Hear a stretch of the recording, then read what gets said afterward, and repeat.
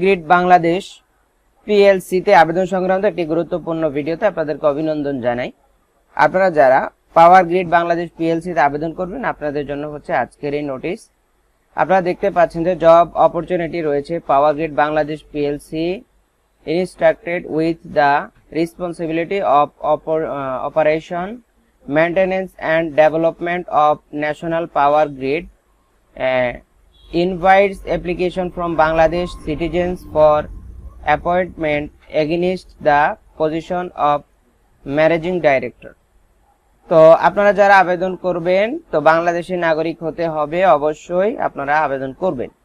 Salary and allowances per month, তো আমরা দেখতে পাচ্ছি বেসিক পে টাকা 1,75,000 টাকা, house rent allowance 50%, income tax payable by the employee।